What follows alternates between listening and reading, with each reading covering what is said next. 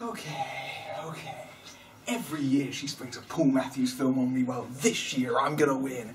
I'm gonna pick the movie and we're gonna see how she likes it. Hagan, are you here? I already have a Paul Matthews movie. It's called Breeders and it's terrible. Hagan? Hagan? Maybe she's not here. Maybe it's just the bed, the bathroom, the TV, the chair, the tall bondage gear wearing masked person on it. Maybe she's not coming this year. Hagan? Hagan? Nobody here, just a camera. Fast lane to a hurricane. Open road ready to roll. Put pedal down right away.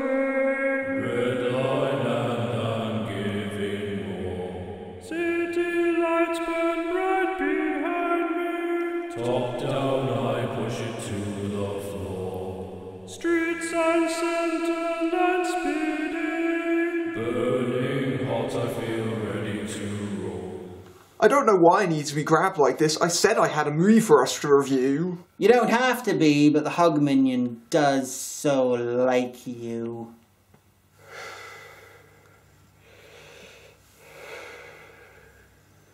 It's going to be hard for me to review this while I'm crippled with unimaginable terror. Fair point. Hug minion, you can have the rest. If the film's so bad, it kills him.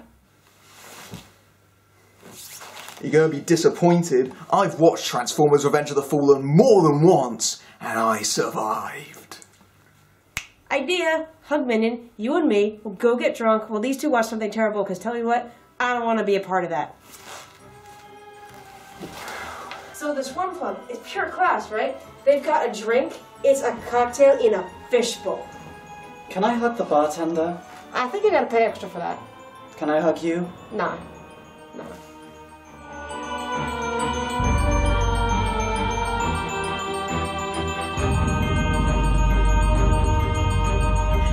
So, what are we going to review? It's called Breeders. First things first, this is a remake. The original Breeders is basically what happens when you put alien life force and a porn film in a blender. It was made as a straight-to-video production by Charles Band's Wizard Video, although it did receive a limited theatrical release and made with a tiny budget. There's some occasionally impressive makeup effects, but it's mostly a lot of women of dubious acting ability but an enthusiasm for disrobing, getting attacked and raped by aliens that burst out people they're disguised as. The results are unintentionally hilarious, although somewhat mitigated by the fact that it's probably the rapiest movie I've ever seen, which gets rather uncomfortable given it's 2 steps away from full-on porn. If porn was milk, then Breeders would be skimmed. The original is basically a series of scenes of women talking about how they're worried about the attacks, getting naked for an extended period of time with minimal justification, and then getting attacked. Rinse and repeat. So why are we watching that one instead? Because you have a weird obsession with Paul Matthews. You're right. It is weird. Besides, I'm doing a review of it myself, if I can get past the YouTube demonetization bots. If it's up before this review, then people can find a link in the description. So eventually the victims wander nakedly out of the hospital so they can bathe in a tub of KY jelly, which is apparently alien spunk. Needless to say, this may be one instance where Paul Matthews actually managed to improve on his source material. Despite also being an awful remake in its own right, in terms of how much it lifts from the original, it takes the loosest of inspirations from it, mostly this remake is its own thing. That's a relief because it's considerably less rapey than the original at least. Quite why he chose Breeders to remake though, I have no clue. It's a mystery, like why he chose to call his company Peak Viewing. Oh, that's still funny. Apex Entertainment? Now you're just compounding it! The Isle of Man Film Commission, all the heavy hitters. Now Merlin was set in England but filmed in South Africa. Berserker was set in Sweden but filmed in South Africa as well. This is apparently filmed in the Isle of Man, but where is this set? Boston. It's set in Boston because even basic geographical consistency is beyond this man.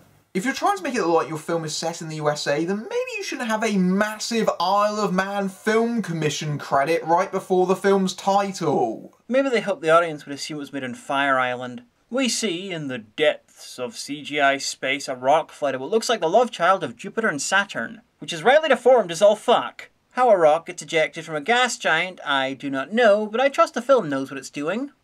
That might be a mistake. I bet if this credit sequence went on long enough, that rock would ping harmlessly off Babylon 5. Clifton Lloyd Byron as the alien. That alien better have a smoking jacket. Of course, maybe the twist is that we humans are the real breeders. Dun dun dun! We have two other Matthews involved, Peter and Elizabeth, and they seem to only work on Paul Matthews films. Whatever's going on here is definitely a family affair. Anyway, the rock eventually makes it to Earth, landing in that carefully dug crater to not create much of a mess. And you can already tell it's Boston, look at all that green. Wait, was she inside the meteor? Was it a ship? Was she piloting it? Or did it land on her and she's the luckiest, unlucky bitch who ever lived? Boo-faced! Whatever she is, she looks like the box art from Species. Ooh, the alien! And without a smoking jacket! It's naked! In the morning, this campus full of high school/college students is abuzz with the talk of the mysterious rock. You know, it's not every day a meteor hits you alone. Our beloved principal finally gets her 15 minutes of fame. Number 1 sign this wasn't made by Americans. Okay, number 2 sign this wasn't made by Americans. Them calling the dean a principal. Our beloved principal finally gets her 15 minutes of fame. Unless the students are considerably younger than this film implies. And trust me for later on, ew. Nothing like a Paul Matthews film to make 1997 look like 1982. I love the janitor's hat, he's single-handedly making Boston great again. But not actually helping anything and on balance, probably breaking stuff. Found something? It's just a piece of the meteor, but it's warm. It was taken out of a smoking crater! That's like watching a Paul Matthews film and being surprised that it's fucking stupid. This is Boss Woman Dean Principal of Boston Secondary High School College, based just outside of Douglas, Isle of Man. She's a bit of a cunt. This is her best friend, Lieutenant Hat Cop. Act of God, look, there's little I can do. I'll call you later. All right, Alan, thanks for coming. I love the classic "we're trying to sell this to America" trick of having everyone do dire accents. At least no one's going full on Marky Mark yet. The scarf wearing that guy is called Cedric. It steals a few scenes at Sin, but its career never really took off. The guy's called Mr. Rowe, and he probably has a cock? I like how the janitor was standing right behind his boss, clearly eavesdropping and not doing any work for almost the whole scene. And I'm wondering what else we literally spelled out for us. Over at class, it's positively a frumpy fashion show featuring Samantha Yanis, aka Samantha Womack. Best known to Americans as Eggsy's mum in Kingsman, but she was already a TV star in the UK when this was made. Though why she chose to be in this is a mystery. Maybe she saw what happened to Ben Chaplin's career after he left Game On and quickly found out that lightning doesn't strike twice. Either way, I'm going to call her Samantha Yanis, because that was her name at the time, and it's much cooler sounding than Samantha Womack. I, however, shall call her Samantha Womack because that's her name now. Oh, good idea, movie. Have one of the hero's first character moments be him perving on a student's legs. Her 25-year-old but maybe college-age, maybe high school-age legs. Ugh. What makes it worse is that fully half the audience was to fuck this guy. Hey, Androphiles in the audience. Is he hot? I need to know for a friend. He's called Brian. Hello! I think we're all inspired.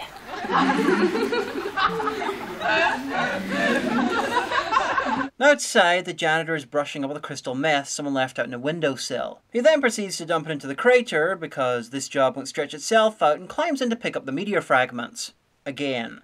What the hell are you doing down there? Filming you with forced perspective. It looks a bit shit. And so does the alien, by the way. It's hiding in the basement that connects to the crater and doesn't look anything like the original. That one looked a bit like a fly. This one looks like a turd with teeth. After work, the janitor's girlfriend, wife, sister, I don't know, maybe she's a werewolf, lends him $300. Here, $300. Don't spend it all on one Celtics game. There's nothing like being given money to get a guy in the mood. Hey, isn't this technically prostitution? That night, the scarification sex worker is off to a rave. It's just taking her a while to get used to walking on human feet. Unfortunately, she gets distracted by Mr. Rowe's script giving good looks and injures herself on some wood. Why is this man so sexy that he distracted a sex alien? More than that, why is this scene in the film? good point. There's no reason for it. She might be following him because he's a meteorite fragment, but if so, why does she return to the school grounds for the rest of the film? I mean, she never gets it from him. All this does is make him look like even more of a potential sex offender. You're hurt. That's okay, I'm not gonna hurt you. You look like one of the new students. Yeah, a new student majoring and dressing like 2017's Rita Repulsa. With a minor in pole dancing. Excuse me, miss. I'd like to instigate an inappropriate relationship with you. Stay away from me. Don't run. I am your future boyfriend. Luckily, she gets away when a bus fails to run him over. I love how he doesn't work out she's hiding just behind that wall. But that's Willy Wonka's chemical factory. No one ever goes in and no one ever comes out. I guess she must have vanished. It's not all his fault. He looks a little bit Coors Light-headed. The next day, he's taken to look at old books for plot reasons. We hope. Excuse me, Mr. Rowe? I'm sorry, I forgot you were there. That's okay. Most of the audience has too. I saw this girl at the quayside last night and I thought she might be a student. Which is why I'm looking in this large book full of old photographs. I fear she might be a ghost.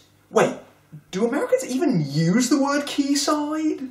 Samantha Womack is mainly studying advanced crap-looking stonish jewellery. Yes, that's past the meteor. The ominousness is slowly rising. Like the chance of him being fired for inappropriate interactions with his students. Mr. Rao wants to fuck every student he sees, the Jazz is fucking another student, this place has randier stuff than anyone in Porky's. The original Breeders had way more rape than this one, but it's like they're trying to compensate for the lack of that, with lots of inappropriate but at least consensual sex. Breeders, whether alien or not, a movie about fucking heterosexuals. Literally. Hey, babe. You alright? Never better. Womack is on her way down to the basement so the story can continue and... Well, that was rude. I'm wondering if a wooden crate was ever the best container to carry lard, and why a high school varsity would use one to carry books. Oh, sorry, not books, but an empty American flag box. As in a box with an American flag on it that once contained an American flag. I'd say this is fucking ridiculous, but if Americans don't see their flag every 3.4 minutes, they get confused and think they went and hauled you by mistake. Fuck, there's a lot of flannel in this film. It's like the Isle of Man is 4 years behind, so it's actually 1993. Also, why is the janitor always in that hat? Is he hiding a crap version of Voldemort under it? Why isn't anyone missing the janitor? Clearing that stuff was a big job and all he had was a black bag. Hours later, he disappeared for a day and a night. God knows why, but I can't seem to get enough. It's like he realised he'd been fired and doesn't give a fuck anymore. I mean, he was randomly given $300. The world's his oyster. Ah, that fits because it's Boston with all the seafood. Don't explain the joke. Finally, a shit scare to remind us that this is technically a horror film. It's the usual cat scare, well, rat scare this time, because Samantha Yanis is a cartoon maid trapped in Samantha Womack's body. Get it away from me! It clearly wants to have sex with me! Yeah, I think that was a deleted scene in the original. They leave the janitor to deal with the rat while Samantha runs off and doesn't stop until she's at least a floor and a half and several rooms away from the basement. It's like she's a meraphobe who ran into a storm vermin. Come on, I'll buy you a cup of coffee. If you make it an Irish one. It's allegedly Boston. Isn't it already Irish? Well, they think so. There's no alcohol allowed on the premises. Yeah, don't remind me. I'm an alcoholic. No one's having fun out there, are they? No. Good. Carry on. Down in the basement, the janitor's still trying to find the rat when the lights suddenly go out. That doesn't bother him, nor does the blue glowing thing in the corner. Where'd you come from? Or the woman that just appeared that looks like a mid-80s pop star. I'm thinking the man is so horny, his seminal fluid drowned out his basic survival impulses. Please, stay away from me. Hey, it's okay. I work here. This one is dead. Girlfriend? Maybe later. Anyway, Mr. Rowe's attempts to become one of the scuzzier male leads in film history continues as he tries to comfort her with his penis after her fright. Also, most of their dialogue sounds like bad attempts at improv. I thought it was a face. Feels like skin. Like it's alive. Spooky. Observe, we are having a real conversation and there's no script. Wow. Well, I don't know what to say. I like butts. 3 minutes of screen time and they're already a couple. Straight people in movies. Queers would have had 3 tragedies and 5 musical numbers before they even thought of having a first kiss. Some things are just meant to be. Yeah, like him being fired. Or worse, depending on how old you're meant to be. Mr. Rao ran off with parts of the meteorite that left the woman with the scar. Part of me is wondering when he had the time to have it mounted. The rest of me wants someone to put it on and become the mask. Smoking! Just so you know, we see enough of Samantha Yanis' ass in this scene that it really should have its own IMDb page. In the background, we see a truly brave choice of Egypt-themed sex toy. And she forgets her underwear. What about these? I'll, pick them up next time. That is super sleazy, and I watched the original Breeders. At least wait until you're off camera, dude. Yeah. Apart from this crap, this film is actually pretty light and frothy. Pun intended. It's just like this guy's escape from something much more exploitation-y. Put on the fucking mask, Stanley Ipkiss, at least then you can be a cartoon creeper. Which would make this basketball groping at least 2% funnier. Her shorts even have handprints on them like directions, as if to quote the eternal Cheeky Girls classic. Don't be shy, touch my bum. Touch my bum, indeed. No, not his! This is the least discreet teacher-student relationship in history. It could only be outdone if the person they were trying to keep it hidden from was him, while they were shagging. You're treading on thin ice. What? Oh, come on, Ashley, I know what's going on. I can see that you're having fun. Stop it. Now. Well, this football pitch changing room's seeing more action than it had in years. Hairless titillation getting less titty as it goes on. The Seamus brand shower gel is a nice touch. It's like an Irish guy had a deeply flawed plan to get himself all over young women's bodies. This is like a horror film that thinks it's a sex comedy and it's bad at both of them. I feel like I'm reviewing a movie for Mr. Skin. This feels even worse than reviewing Equilibrium. They should probably get the plumbing looked at because showers shouldn't flow directly into sewers. Later that night, Principal Dean takes a break from hating her life to follow the soundtrack and hopefully fire the person that's playing it. Something she's still not done to Mr. Rowe, even though she knows he's banging a student. Oh, I know, Miss Kimball, because Jack has worked here for a long time. In fact, too long. Far too long.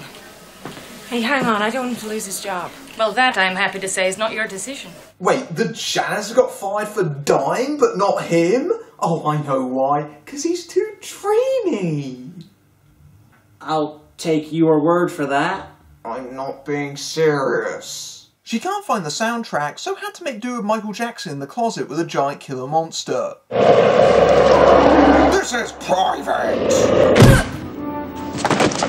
Never tangle with anything that's got more teeth than the entire Osmond family. This film is like a crap version of Alien meets a crap version of Prince of Darkness meets an even crapper version of a late American Pie sequel. The Beast is taking girls down into the basement. Mr. Rowe heard the commotion and chases a mysterious woman down over some music that sounds like it was lifted from a late 80s Cold War thriller. Wait!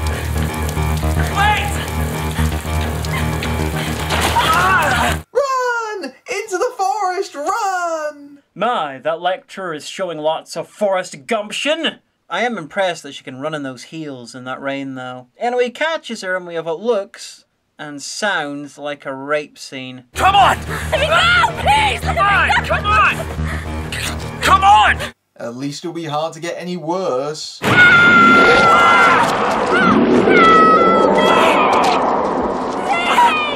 I stand corrected. She was eaten by that grave!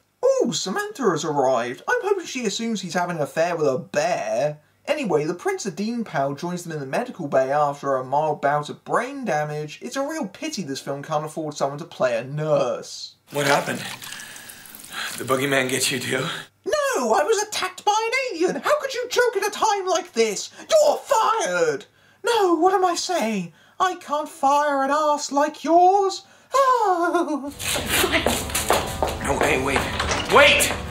That's it. I'm calling the police. I've got 2 people missing. Maybe 3. All of them linked to you. What? How? One was a janitor and one was a random student. They were as linked to him as they were to anyone else. And I don't know what they were going for with that accent, but they landed on Robert Davi vomiting marbles. I don't like wasting my time. But I'm gonna get to the bottom of this. Me and my ridiculous hat will get to the bottom of this. What's going on, Ash? What's happening, Flash? I'm scared. It's all right, Dennis. Hey, this school is apparently located on a highway. Maybe that's why this film is going nowhere fast. In the sewers, this poor kidnapped woman is covered in spunk. A lot of spunk. So much spunk that she's probably pregnant. So much spunk that we're all pregnant. Especially you, Lucian. I wish we knew why she had to be turned into an alien spunk popsicle, though. No, you don't. You're right, I don't. Now, me on the other hand. Hi, I'm Mr. Rowe, aka even worse Ash, and I'm really happy and smiley even though friends of ours have gone missing and I was attacked by an alien. I thought you cared. Well, you've not been paying attention. I'm a dick. It's a side effect of doing all my thinking with it. They go down into the basement and instantly find the wall collapse. No one heard or came down here in several days. There's no joke there, it's just stupid. What is it? A general air of ineptitude. It's blood, I think. Hope it's not Chris's blood.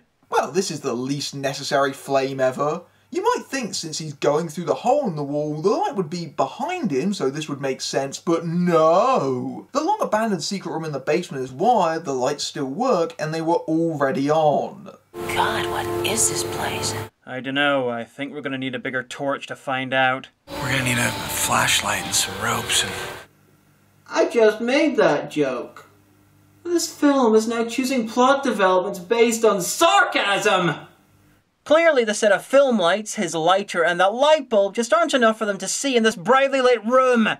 You said there was a fucking alien down here. I never said there was an alien. I said there was a monster. Well, that's better. It's not aliens, it's monsters. Your hair's not tall enough. Or existent enough.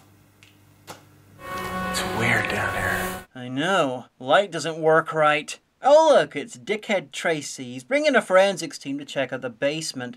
A forensics team played by a Ghostbusters-looking imitation of a SWAT team. Because they're the same fucking thing. At least they can shoot stuff and then spend ages working out who did it.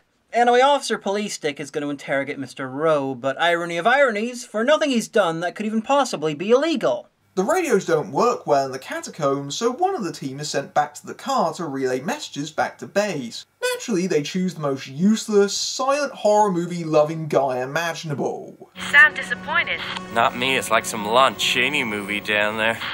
Feast your eyes, clothe your soul on my accursed ugliness. Yeah, the Phantom 9025. You a fan too? Yeah. Cool story, Dispatch. Anyway, how was your sex life? The team spend the next few minutes stalking through the really large and well-lit, but still somehow maze-like sewer basement. The film attempts to be progressive by having a woman on the team, but they mess it up by having the team leader act like it's Bring Your Daughter to Work Day. You okay? Okay, let's move out.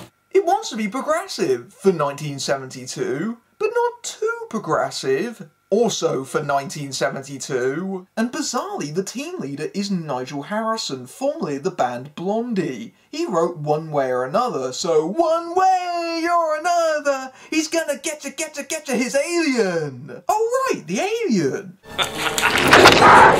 Oh my god! It killed Officer Stephen King! You bastard!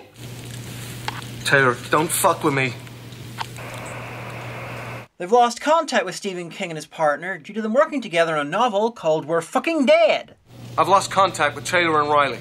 Let headquarters know.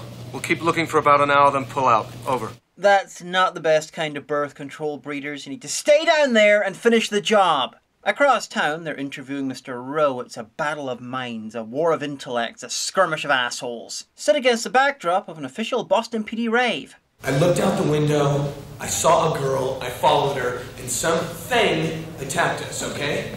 I don't know what they recorded this on, but the audio in this scene sounds even worse than mine.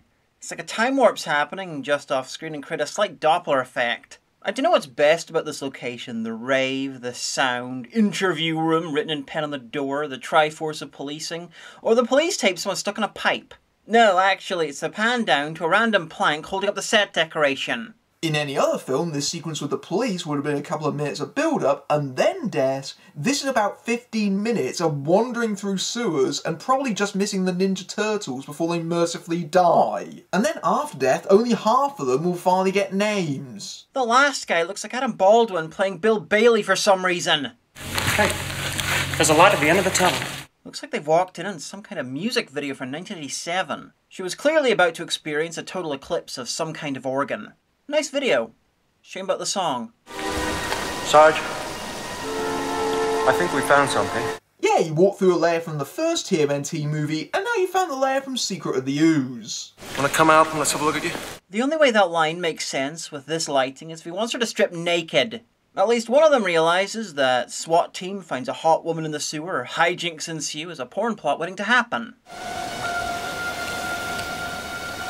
Jesus Christ. No, that's alien crusty spunk. Easy mistake to make, though.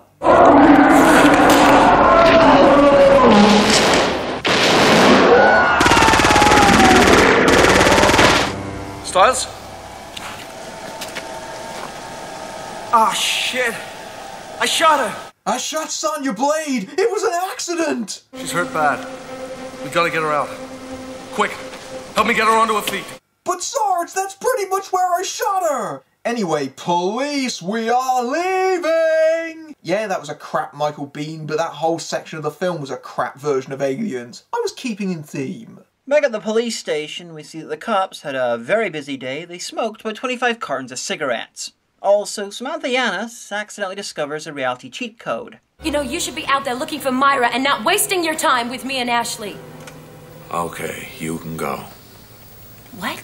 I didn't expect that to work. Back in the sewers, the Sarge is having a breakdown. She's slowing us down. She's coming with us. She's fucking dead. No, she ain't. I ain't fucking a corpse. Not again. Between this guy and the one who shot through his teammate and was surprised she was hit by the bullet, I'm beginning to think the Boston PD doesn't train its officers in gun safety, or that shooting stuff isn't the best way to be a CSI team. If we get out, so does she. Geez, Sarge, you just jinxed us all. Now help me carry her. See what I mean? So Space Girl, as the credits call her, suddenly decides that she's one of the good guys and decides to help him. Of course, her idea of helping is lead him into a dead end and let the alien bring the ceiling down on his head so nobody's perfect. Luckily he has a hard head, so he's mostly fine. Why? Why are you helping me? Mainly because this is really badly written. She's fire and wind and a Blood Rain cosplayer. Don't even try to understand her. What the hell happened to you? How'd you get these scars? Well, my father was a drinker and a fiend. You know, this heel-faced turn might have been useful a few minutes ago by helping his histrionics with saving the blonde cop have a point by getting her to safety. And what's her deal? She was abducted. I was abducted. Cool story, Bruin. Strange blue lights and alien experiments. The lights were probably green. Blue barely exists in this film. I was abducted. Why? By who? How? When? I don't care, and neither should you. Especially when she runs off and leaves the Sarge with the alien and an easily openable gas line. Wait, no, go back. The alien approaches and he trips himself backwards over nothing. Either that thing's psychic or this film is very poorly made. Happy trails, motherfucker. Okay, not psychic then. Yippee-ki-yay, what the fuck? You know, noticing that explosion is by far the most useful thing that asshole does all film. And that gas valve was only open for seconds. Fuck, that's potent. It's like one of Mike J's farts after an all-bean theme week. I like how the delightfully competent Officer Paul's first reaction to the massive explosion is to run into the building which just exploded rather than call it in and ask for backup. What I love almost as much is the principal does the exact same fucking thing. Good thing Paul Matthews doesn't believe in residual heat. What the hell is happening? And is there any way I can blame it on Rowe? I mean, I want to fire him, but it's not like fucking his students is a fireable offence. Apparently. I need something concrete, like domestic terrorism. What the hell is happening? I don't know. Some kind of explosion.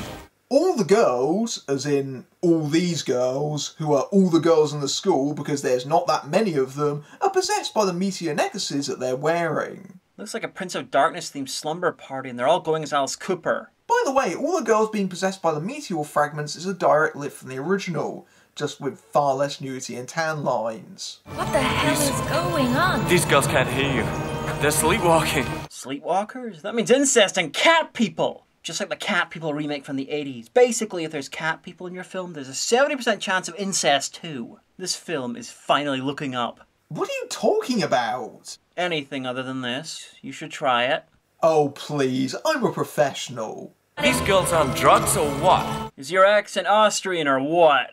Deep in the sewers, the Green Ranger vomits up more alien sperm because in space, no one can hear you spooge. She's thrown at the alien spores and the girls start eating it. This is probably loosely inspired by the original in that the aliens came down in spores. I suspect this changes to considerably reduce the amount of rape in this film, which is okay in my book. I was thinking that the Stay Puft Marshmallow Man had a wank and they're all just really big Ghostbusters fans. All the girls start oozing and sticking to the walls, all except for Samantha Yanis, who even though she had a necklace too, hasn't got possessed, hasn't come to the sewers, and just lies in bed sweating. Wait, they're all possessed, so who's screaming? The film's decided it can't afford too many actors, so off a really shallow pool of talent gets his head torn off. I'd say it's increased the average competency of the force, but he's one of their better cops. I know this ship like the back of my hand.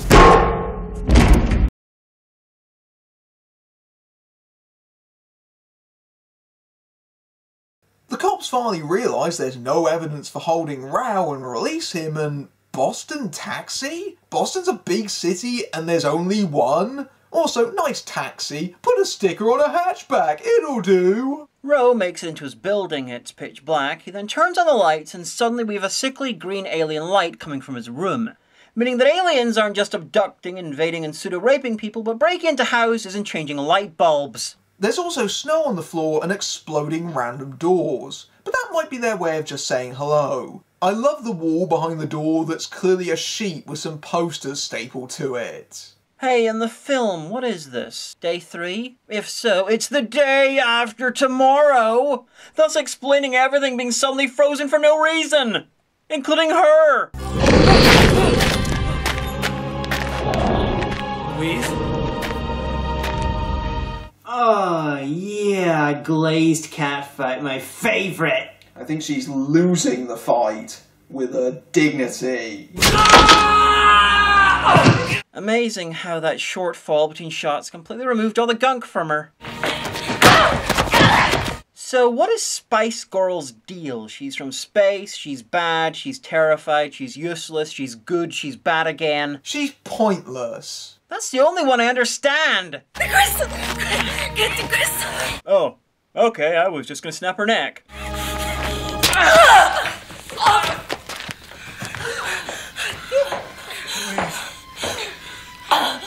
You know what would be funny? If the film forgot you could cure people by doing that? Yeah. Okay, being ejaculated on by a 500-foot tall drag queen is not an acceptable form of detention. I'm going to have words with the teaching staff. All one of him. You're mine, Rao.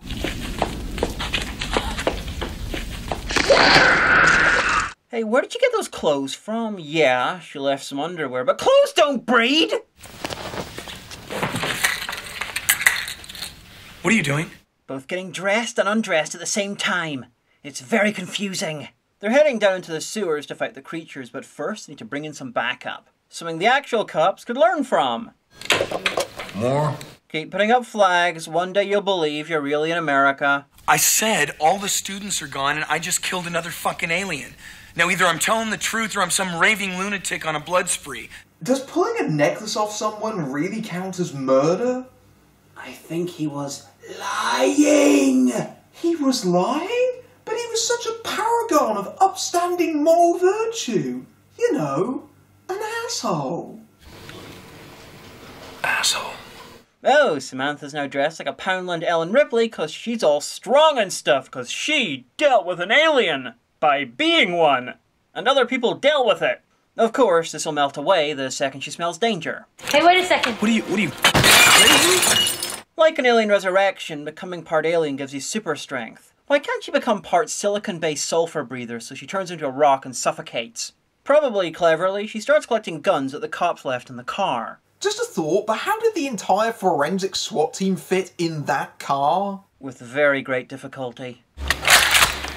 I'll be fucked if I'm going down there unarmed. It's like video game logic, gun upgrade for a higher level. Next, they'll replenish their health with meat they find on the ground, and the asshole cop will give them support with a bazooka. Wait, look at her outfit! Did she get ooze all over herself, put on a clean bra that appeared from nowhere, get dressed, and then take it off again to go on a mission? Honestly, I'm guessing that she realised too late that it was stupid for her to have a spare bra in this flat. Also, any idea why this requires mountaineering equipment? In case the illegal alien's secretly a Sherpa in a costume? It is pretty big, so maybe she's expecting to have to scale it so she can punch it in the face. Elsewhere, the principal has spent the last, I don't know, maybe a day down in the sewers. No one at the university noticed, and if they did, no one cared. I mean, look at her, she's been down there long enough for a head wound to clear up. The alien cocoons are bursting open with the captured girls, all animalish and growling just like Womack was earlier. Remember this? It will make an action scene even funnier later on.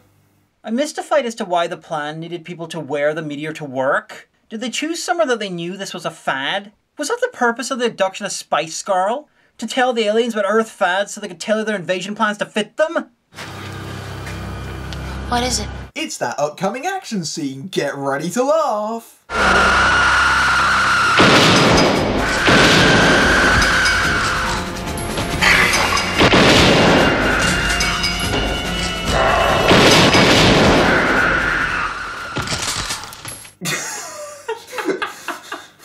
Why is it so funny? The acting. Another reason. The lighting. Another reason. Samantha. They could have just taken the necklaces off of them! Yeah, that was number 795 on the list. Oh my god. Who did we just kill? What's even better is they look like they're both on the verge of realising how stupid they've been and silently agreeing to never bring it up. I'd love to see this explained to the parents. Sorry to report the passing of your daughter due to shotgun-related injuries during an alien possession, but up until then she was a model student. By way of apology, I have a stick of official university shortbread. It's sad, but until this shootout, the sewer had a bigger population than the rest of Boston. Ascop arrives and looks like he's only just remembered he sent a whole team down there. You see, basic checkups with his men is far too much work, but he'll come across town in the middle of the night if a guy he doesn't like phones him up saying random bullshit. Okay, the sewer's looking more like a sewer now. Good.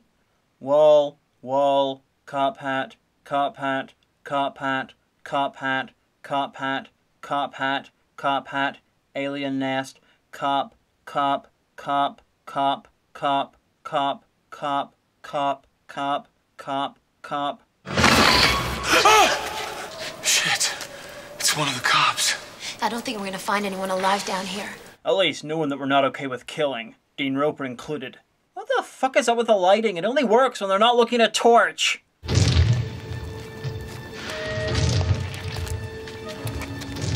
Sounds like someone's walking on silly putty. They find the Dean after a short and pointless bit where they desperately try to convince us she's about to clud the alien, but barely misses Roe instead. Bet she's sorry she missed. The girls, I don't know, they're mesmerized. It's okay, we already killed them. We think he's using the crystals to call them and control them. So then how come I wasn't called? You were. You turned into a spunk-themed pride float, grew fangs, and tried to use your claws to mate with my heart. Oh, yeah. If you looked any more like a 5-deal Krispy Kreme, I would have eaten you.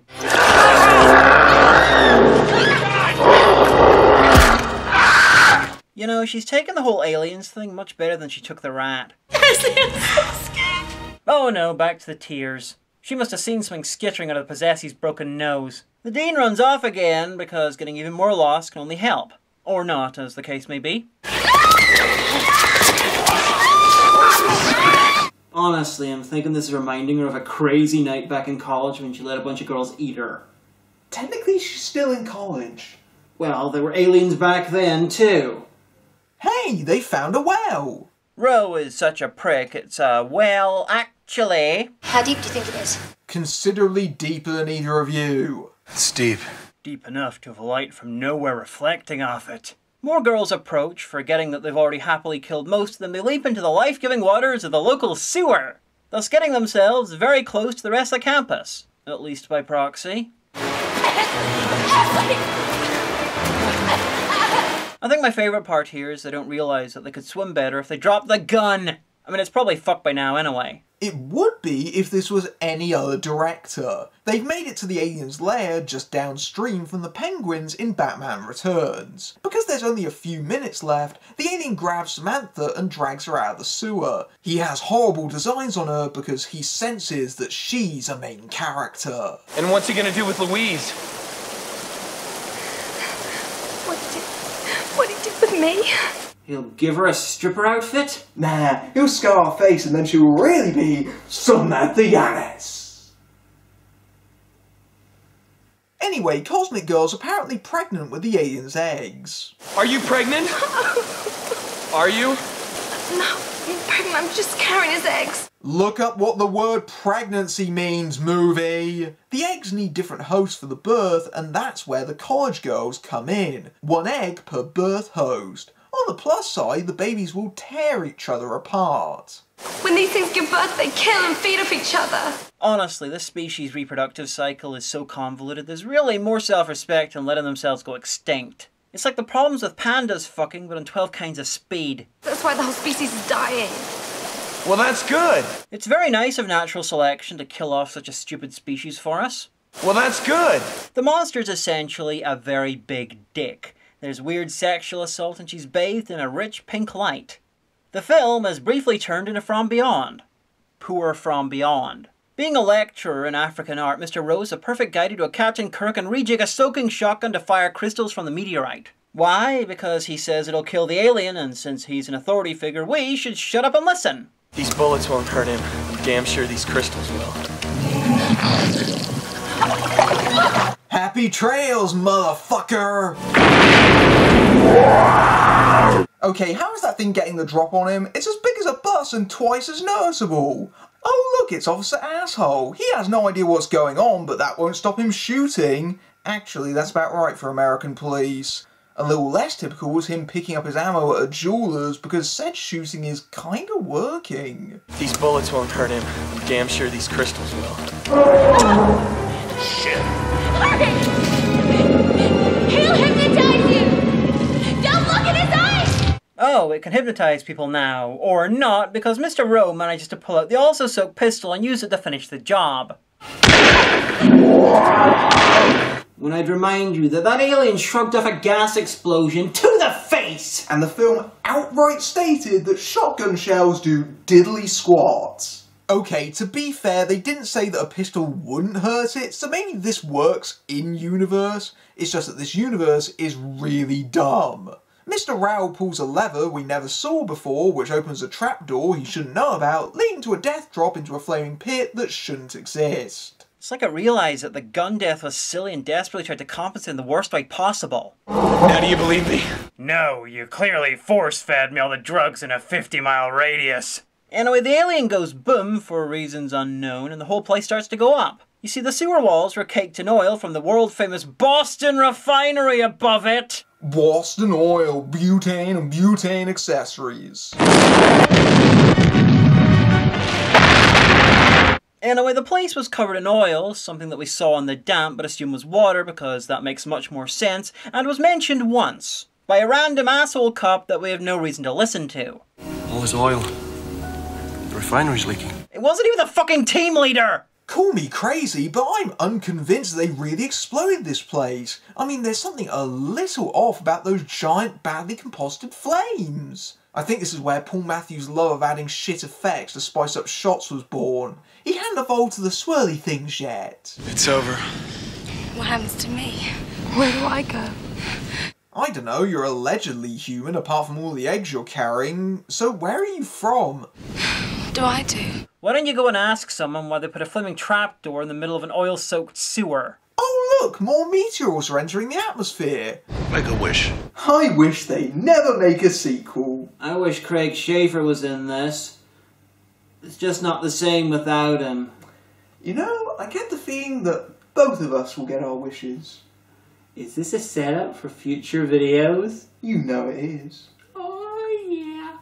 Breeders, like its predecessor, is hilariously awful and atrocious, but in a different way to the original. In some ways it is actually an improvement on the earlier film in that it has more of a plot and structure to make it feel more like an actual movie, rather than just a bunch of vaguely linked scenes of nudity and gore, although I certainly wouldn't call it competent. The plot really does make absolutely no sense whatsoever, even by Paul Matthews' standards, apparently using breeders because he couldn't get the rights to Alien, with holes you could send an asteroid through, and a midsection of pointless padding. The acting is hysterically wooden, again in another kind of stilted to the planks of the '86 flick, as the performers deliver goofy, ridiculous dialogue in completely unnatural fashion with their motivations changing from scene to scene. It's less sleazy than the original, although that's not exactly hard, even with a gratuitous locker room scene and teachers bonking their students, so if you're looking for a bad movie to rip apart, this might be the more palatable of the two breeders. But whichever one you're watching, they're both utterly abysmal. This is an inane, incompetent pile of crap, but then again it is a Paul Matthews film. All his things I've seen have the same baseline of crap and boring. The subject matter he tackles is diverse as all fuck, but how he handles it is anything but. And how does he handle it? Badly. I'm putting this below both Merlin and Berserker. They were terrible, but they weren't a school play mated with some of the best sci-fi action horrors of the 80s. I'm Newmander Hagan. And I'm Brian Flynn, because she'll hurt me if I'm not. So, are you done watching your stupid movie yet? No, we finished watching a very stupid film. Who's that? We found a friend. He was trying to hide, but we apprehended him. Please help me. I can speak for both of us when I say no. So we're off again, because Hugman wants to show me how manacles work, so... No, please, no! No!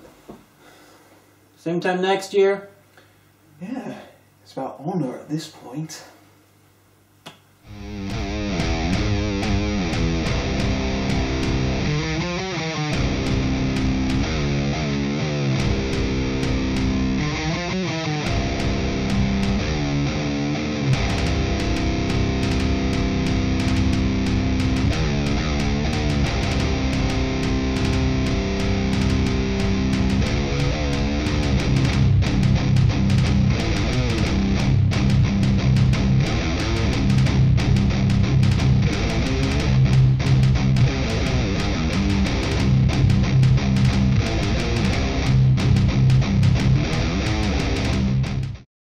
Raise your voice and dream big.